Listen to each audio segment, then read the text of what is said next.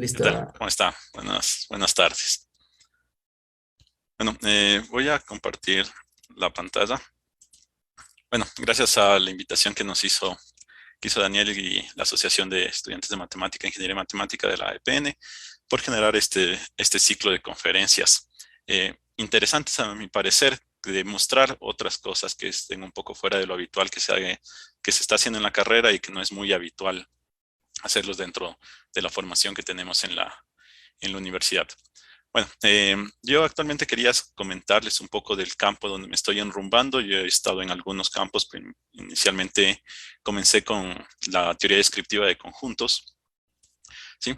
Pero ahora, como estoy un poco más centrado en la educación matemática, escogí este tema que es la función 1/x es continua en cero. Es una pregunta y la vamos a analizar desde varios aspectos, desde la educación matemática hasta llegar un poco de los fundamentos de la matemática, que también es otra área de mi interés. Bueno, entonces, a los que tal vez tengan cuentas de Twitter y sigan cuentas de Twitter sobre matemáticas, hace un mes, un poco más creo, hubo un debate donde algunos divulgadores, digámoslo así, o youtubers de matemáticas, de resolución de problemas matemáticos, plantearon esta cuestión. Unos decían que si la función es continua o no es continua en el cero.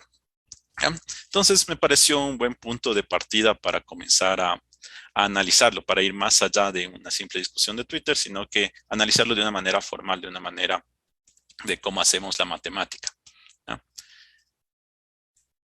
Listo. Entonces, eh, esta pregunta tiene en el fondo un montón de problemas, ¿sí? Podemos identificarle un montón de problemas. La primera es, ¿se está hablando en verdad de una función en esta pregunta? Recordemos que la pregunta solo estaba, la función 1/x es continua en cero. Entonces, decir 1/x es ya hablar sobre una función. Y esto nos lleva a otra pregunta. Entonces, primero, ¿qué es una función? ¿Ya?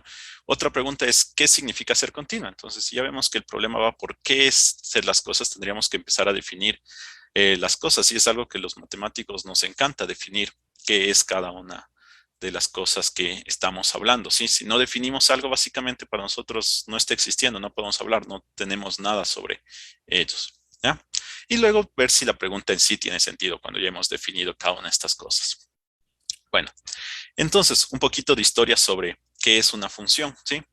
Si nos dicen la función 1/x, bueno, si estábamos en 1829, ¿ah? Y estábamos siendo discípulos de Dirichlet por ahí en esas corrientes, pues era una pregunta con sentido porque sí, hablar de 1/x era una función, ¿sí?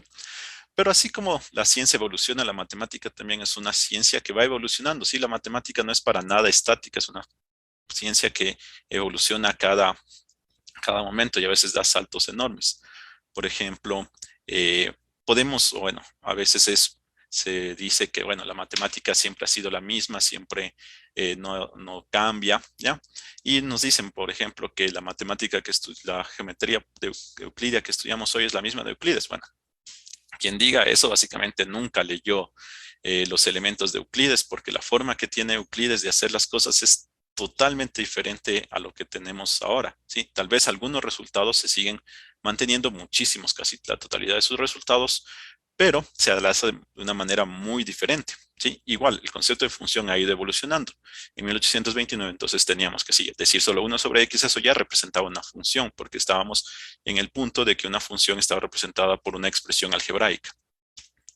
Pero tenemos otra definición, fue avanzando, y para los Bourbaki en 1929, entonces no estamos hablando de una función, ¿sí? La definición que ellos tenían de función ya iba más allá, y es la que tenemos en este momento, la que utilizamos normalmente. ¿Cuál es la definición actual? O sea, la de Bourbaki es la de aquí, ¿ya?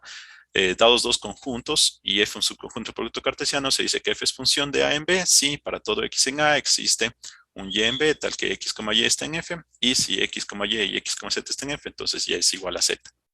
¿Ah? Es la definición estándar que podemos encontrar en una infinidad de libros, ¿no? Pero por lo general solo se plasma esta definición en el libro y se olvida esta definición, ¿no? Se empieza a hacer un montón de la parte mecánica e instrumentalista de las matemáticas. Pero bueno, quedémonos con esta es la definición y analicémonos un poquito más. Entonces, ¿qué necesito para esta definición? ¿Ya? Las definiciones básicamente en las matemáticas las podemos considerar como unas recetas. Nos dan algunos ingredientes, necesitamos indicar qué ingredientes son y ahí le puedo decir si sí o no es algo. Entonces, aquí nos dice, para dos conjuntos, A y B, y un subconjunto del producto cartesiano, bla, bla, bla, bla. ¿Ya? Entonces necesitamos dos conjuntos, ¿sí? No podemos dejar de hablar de función sin hablar de esos dos conjuntos, ¿ya? Entonces, como son importantes, al conjunto A se lo llama el dominio y al conjunto B se lo llama el conjunto de llegada de la función, ¿ya? Además, para cada x en A, el único elemento y, B, y en B, tal que x, y está en F, se lo denomina f de x, ¿sí? Y a la expresión que defina f de x para x en A, si es que ésta existe, se la denomina la ley de asignación de la función, ¿ya? Aquí es muy interesante esto de si es que éste existe, ¿sí? Pues bueno, algunas funciones sí las tienen. Por ejemplo, la función que va de los reales en los reales, tal que a x le asigne un x al cuadrado, sí tiene una expresión, sí tiene una ley de asignación, ¿no es cierto? Sería f de x igual a x al cuadrado. Pero no todas las funciones tienen una ley de asignación, ¿sí? Una ley de asignación algebraica, podemos decirlo, o de alguna manera, ¿ya? Porque, por ejemplo, nosotros tenemos que los números naturales son, que el conjunto de los números primos es infinito, pero infinito numerable. Por lo tanto, existe una función que va de los naturales en el conjunto de los números primos que le asigna a cada natural el número primo correspondiente, ¿ya? Pero no hemos logrado, no tenemos en este momento, no contamos, no sabemos si es que exista una función algebraica que me dé todos los números primos, ¿verdad? Entonces, no existe, ¿ya? En ocasiones tenemos un tipo de funciones en las que sí exista. Y básicamente en la educación matemática, digamos en bachillerato y primeros años de universidad, únicamente utilizamos funciones donde sí existe una ley de asignación. Eso tengámoslo en cuenta para un poco más adelante, ¿ya? Pero en conclusión de estos tres puntos es que no podemos hablar de una función sin hablar de su dominio y su conjunto de llegada. Por lo tanto, la pregunta es que si la función 1 sobre x es continua en cero, no estamos hablando de ninguna función. Nos hace falta explicar su dominio, especificar su dominio y su conjunto de llegada y la ley de asignación. ¿Ya? Tenemos estos tres puntos. ¿Ya? Entonces, la pregunta en sí no es muy consistente, no me dice nada. Necesito más información como matemáticos para poder dar una respuesta a la pregunta. ¿Ya? Y bueno, ahí cuando empecé a debatir un poco de esto es, ¿en verdad necesitamos ser formales? ¿En verdad necesitamos definir cuál es el dominio, cuál es el conjunto de llegada para poder hablar de funciones? ¿Ah? Es muy común si revisamos cualquier libro bueno, la mayoría de los libros de secundaria o de bachillerato, no son así de formales, sí, solo hablan de funciones y funciones y funciones, pero nunca son formales indicando cuál es el conjunto de llegada, cuál es el dominio, ya haciendo estas separaciones. Entonces, ¿es verdad necesario para estudiar matemática esto? Pues bueno, podemos pensar eh, las siguientes preguntas. Entonces, ¿la función x al cuadrado es inyectiva? Ah, como ya vimos, no tiene sentido porque ahí no estoy hablando de una función, ¿verdad? Porque solo tengo una expresión algebraica, no tengo nada más. Entonces, no puedo hablar algo de funciones sobre una expresión algebraica. Entonces, primero esta eh, pregunta no tiene lugar, no estaría bien estructurada, ¿sí? Entonces vamos un paso más allá. La función f de x igual a x al cuadrado es inyectiva y esta sí podemos encontrar cientos de ejemplos en todos los libros que son preguntas de este estilo. Nuevamente, lo único que tenemos aquí es una ley de asignación, ¿sí? No tenemos en sí una función, no podemos hablar de la función, ¿ya? Acá ya podemos hablar un poco más. Si ya lo ponemos en contexto formal, ya tendríamos la función que vaya de los reales en los reales hasta que cada x le asigne un x al cuadrado, si es inyectiva o no. Ya podemos hablar, podemos responderla. Sí, bueno, todos los que estén aquí viendo me responderán inmediatamente que no es una función inyectiva, ¿sí? Y tal vez entraría la idea de, pero aquí estás preguntándose lo mismo que en la anterior pregunta y que en la anterior, todas dicen lo mismo. Pues no, ¿qué tal si nosotros, bueno, consideramos esta, la función que va de 0 hasta más infinito en los reales, tal que a cada x le asigna x al cuadrado, ¿es inyectiva o no? También esta está bien estructurada. Tenemos dos funciones como la misma ley de asignación, entonces no sabríamos cuál de estas dos preguntas es estas de acá la formalización. Y pues bueno, esta de acá sí que es inyectiva. Entonces, ante la misma pregunta, sin definir su parte formal, que es el conjunto de salida y el conjunto de llegada, tendremos respuestas diferentes. En la una no es inyectiva, en la otra sí que es inyectiva. Entonces sí es necesario llegar a un punto de formalidad, a este punto de formalidad para poder dar respuestas concretas a este tipo de preguntas. Muy bien. Bueno, entonces ya vimos que sí es necesario ser formales. Entonces ahí nos empieza a dar una chispa de eh, la matemática, mejor dicho, la educación, si esto estamos hablando de educación, es parte de la matemática, sí, es una rama de la matemática. Necesita la formalidad de la matemática para poder enseñarla, ¿no? Entonces, con esa formalidad vamos ahora al siguiente punto, que es, ¿qué significa ser continuo? Bueno, los que hemos estudiado un poco de análisis matemático, existe una definición, la definición formal de la continuidad, que me dice que si yo tengo un subconjunto de los reales, bueno, con funciones continuas de los reales en los reales, entonces me dice, si yo tengo un subconjunto de los reales y una función de ese subconjunto de los reales, digo que la función es continua si para cualquier abierto de los reales se tiene que su preimagen es un abierto de A. Y aquí ya estamos involucrando algunas cosas de topología, es decir, matemática formal. Y podemos también hablar de otro concepto muy relacionado con el de continuidad, que es la de continuidad en un punto, que me dice que si yo tengo un subconjunto de los reales y una función del subconjunto de los reales, un punto en ese conjunto, entonces voy a decir que esta función es continua en ese punto, bueno, la típica, ¿no es cierto? Si para todo epsilon mayor que cero existe delta mayor que cero, tal que bla, bla, bla, ¿ya? Estas son las definiciones desde el análisis matemático. ¿Cuál es el problema con estas definiciones? Pues que tal vez no sean muy didácticas, no es algo que se lo puede presentar a un estudiante de segundo de bachillerato, por ejemplo, ¿sí? Porque no tiene todo el contexto matemático para asimilarlas. Entonces tenemos un limitante. Pero esta es la definición, a esto es lo que quiero llegar, este es lo que quiero que el estudiante en algún momento logre entender si sigue este camino. Entonces, ¿qué puedo hacer como en la educación matemática? Entonces, ya que tengo estas funciones, buscar cómo cambiar un poco estas funciones con los resultados que tengamos, perdón, estas definiciones, para tener nuevas definiciones que sean más digeribles por un estudiante sin mucho eh, contexto, ¿ya? Y las podamos utilizar y podamos enseñar el concepto de una función continua a un estudiante de secundaria, ¿ya? Entonces, ¿qué tal si hacemos esto? Bueno, copié la típica definición que hay en los libros que me dice que si yo tengo una función, ¿ya?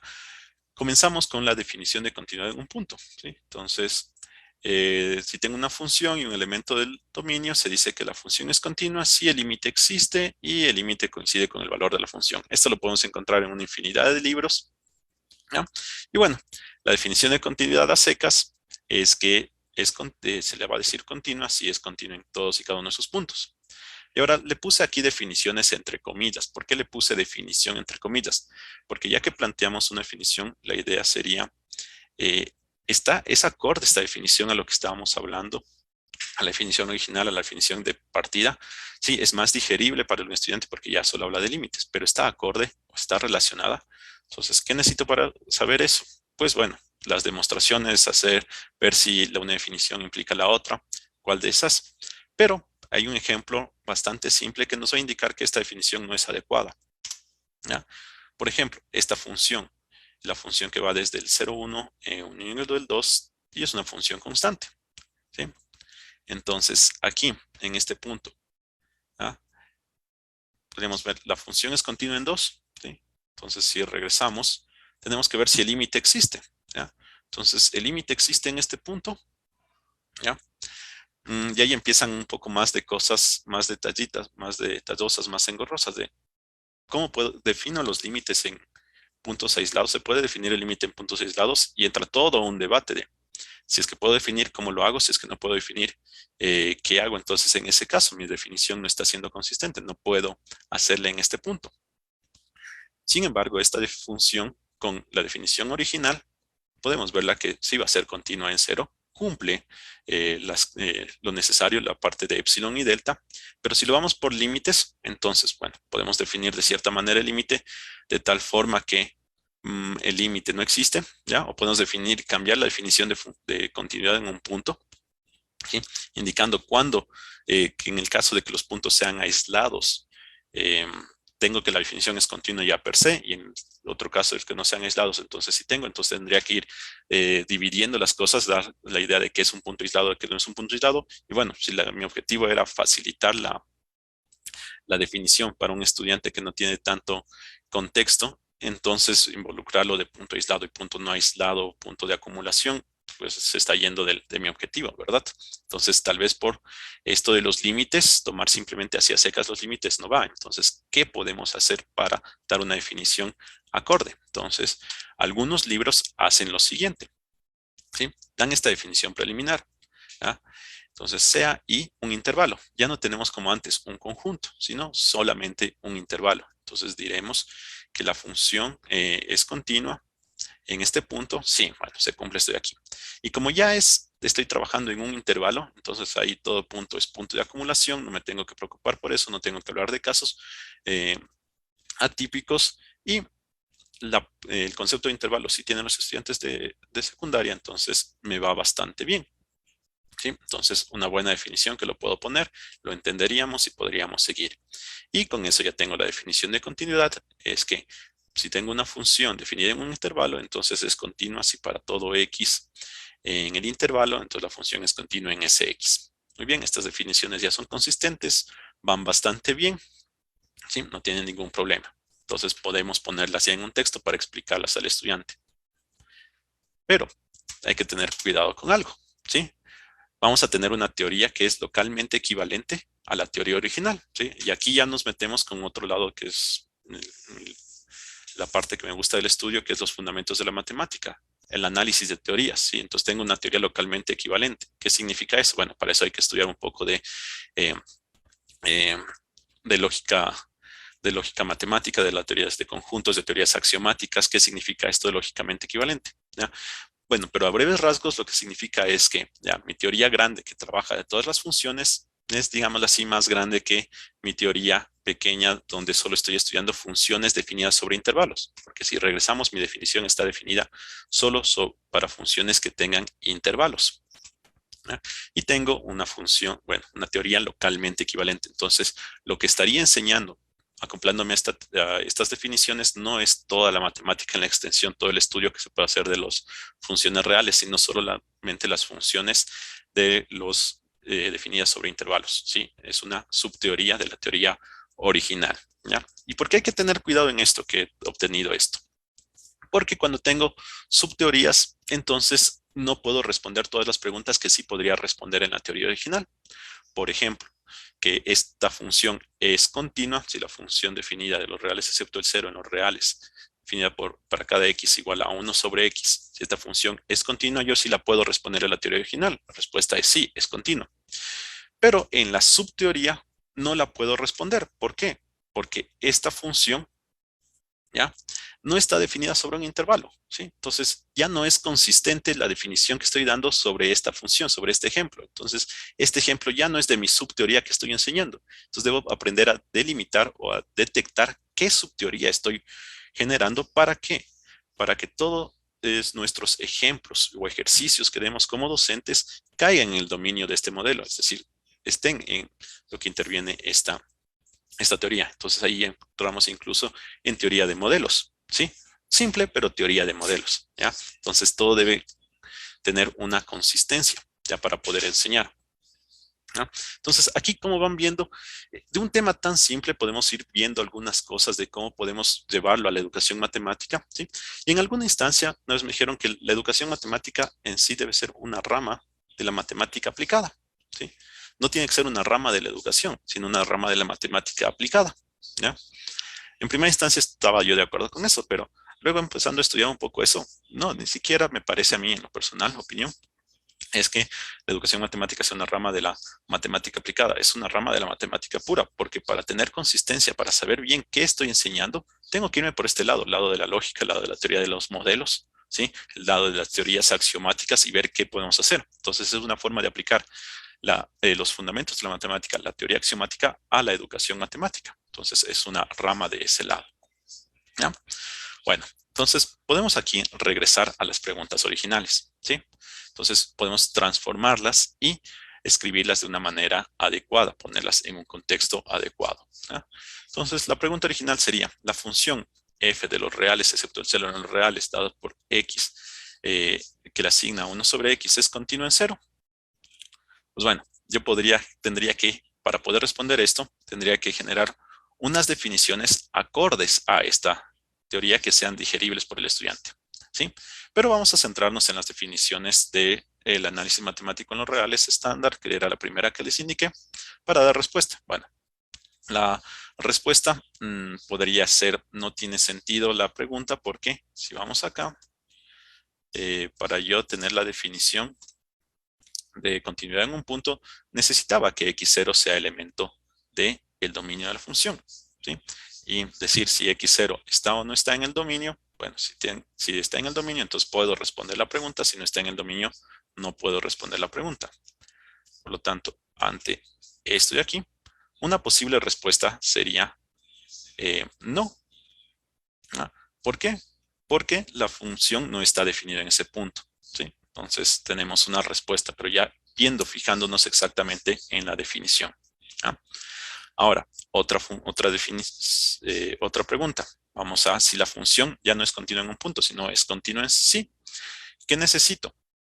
No, si vamos de nuevo a las definiciones, necesitaba que, tenía que la preimagen de todo abierto sea un abierto, y un abierto del dominio de la función, ¿sí? En este caso sí lo es, entonces tengo una función continua, ¿ya?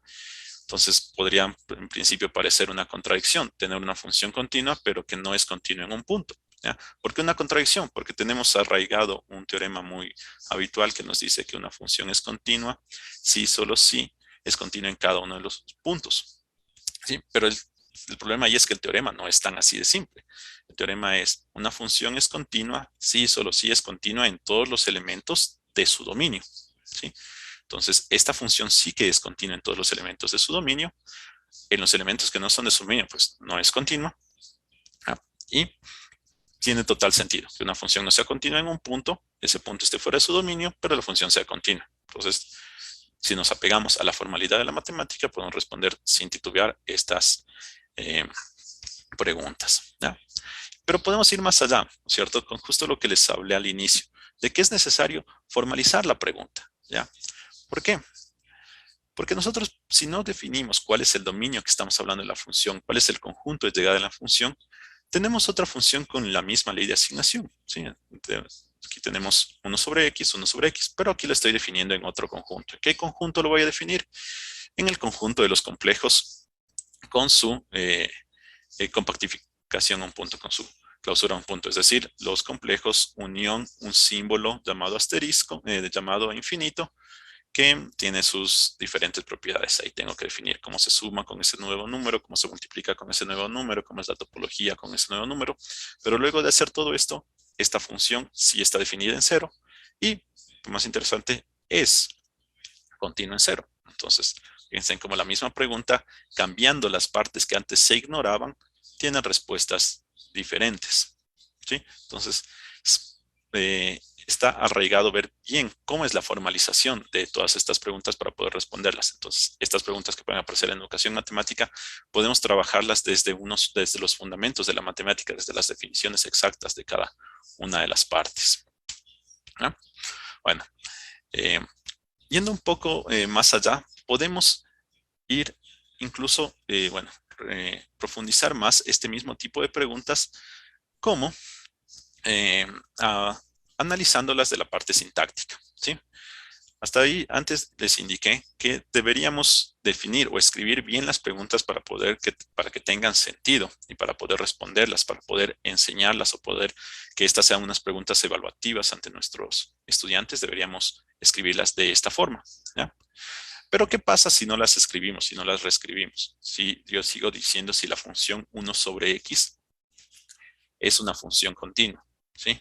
Entonces, como no está obteniendo toda la formalidad, puedo hacer un análisis desde la matemática de estas expresiones, pero ahí tendría que hacer de la parte sintáctica. Entonces, irme a teorías de primer orden, ¿ya? Y trabajarlas desde ahí. Entonces, ¿qué necesito en teorías de primer orden? Necesito tener términos, necesito tener predicados, ¿sí? Es decir, funciones proposicionales, ¿ya? Y ahí puedo definir como C un predicado o una función proposicional que sea la abreviación de ser una función continua, ¿sí? Entonces, obviamente tendría que definir formalmente qué significa que el para todo epsilon o que la preimagen del abierto sea un abierto, ¿ya? Pero va a ser un predicado en mi teoría. y los predicados se aplican ante términos, ¿sí? Y 1 sobre X es un término. Entonces, esto de aquí sí es una proposición. Es decir, la pregunta que tenía antes de 1 sobre X es una función continua, sí es una proposición de mi teoría. ¿Ah? Y como buena teoría axiomática que nos gusta a los matemáticos, debería poder responderla. ¿Ya? Y sí, se la puede responder. Ahí en lógica matemática sabemos que existen proposiciones que no se pueden responder, es decir, no se pueden dar un valor de verdad, no se sabe si son verdaderas o falsas. Ahí tenemos el teorema de incompletitud de Gödel, pero sabemos también que esas proposiciones por lo general son bien intrincadas, bien rebuscadas o son axiomas como el axioma de elección, pero acá en una tan simple como esta, una proposición, sí que la podemos estudiar en su forma sintáctica, como les digo, y me diría, esta función proposicional evaluada en este término, ¿es verdadera o falsa? Pues la respuesta ahí es falsa. Podríamos detallar y eso es algo que nos interesaría hacer, generar toda la teoría o formalizar o escribir todos los pasos para indicar que esto en esa teoría sintáctica es falsa. ¿Ya? Y ante otra pregunta también podrías decir, si la función 1 sobre x es continua en 0, pues tendría que plantear otro predicado que sea ser continua en, y la proposición, en este caso, estaría evaluada en dos términos, que sería este término y este término. Esta es falsa. ¿Ya? Ahora, ¿por qué esta de aquí es falsa? ¿Sí? Porque si yo empiezo, bueno, aquí no lo hice, deberíamos hacerlo a detalle. Este predicado exactamente, ¿qué significa? Pues bueno, primero tendría que expresarlo en términos de la lógica de primer orden de la teoría de los números reales, por ejemplo, en este caso, ¿sí? Y para que esto sea verdadero, necesitaría que el término que le estoy dando sea una función y bueno, y todo el bla, bla, bla que teníamos, ¿sí? Que la preimagen de todo abierto sea un abierto. ¿Ah? Y este término, a pesar de ser un término, no es una función, ¿sí? Porque ahí también tendría un predicado para funciones, ¿sí? ¿Qué significa ser una función? Entonces, un predicado evaluado en ser una función me daría verdadero o falso. Y aquí me va a dar falso. Entonces, por esa razón es falso esto de aquí, porque no estoy teniendo una función. Igual en este caso no estoy teniendo una función. Entonces, este predicado en esta teoría sería falso. ¿Ya? Y bueno, podría ir más allá. Otras preguntas que siempre se colocan, por ejemplo, es la función f de x igual a 1 sobre x es continua en 0. Pues si la estudio de manera sintáctica, tendría el mismo predicado que antes, ser una función continua en 0, y tendría la proposición c de f de x igual a 1 sobre x, 0. ¿Ya? Entonces, si recordamos un poco, los que hemos visto un poco de lógica proposicional, de lógicas de primer orden, las letras de predicado tengo que evaluarlas sobre términos, ¿sí? Y esta parte de aquí es la ley de asignación de la función, pero no es un término. Este es un predicado porque tengo una igualdad, ¿sí? Se transformó en un predicado. ¿Ya? Entonces, básicamente, esta no es una fórmula bien formada, no es una fórmula que sea parte de mi teoría. Entonces, ahí sí no la puedo decir si es verdadera o falsa, porque no es una proposición. ¿Sí? Aquí me equivoqué, no es una proposición. Este de aquí no es una fórmula bien formada. ¿Ya? Entonces, esa pregunta sí estaría completamente mal, analizándola desde un punto de vista sintáctico. ¿Y qué podríamos tener al final? Bueno, se hace el predicado de ser una función continua en y de el término que representa la tripleta f, r menos 0, r, donde f es este conjunto de aquí. Y la proposición c de t igual c de 0, perdón, aquí, bueno, sí, es falsa, ¿sí? Y aquí sí estaría implementada la pregunta de si la función que teníamos al inicio es continua en 0, ¿ya? Y ahí sí, este t de aquí representa una función, porque si lo vamos hasta el punto sintáctico, una función debe ser una tripleta ordenada. ¿Sí? ¿Por qué? Porque es imprescindible tener el dominio y el conjunto de llegada. ¿Ya?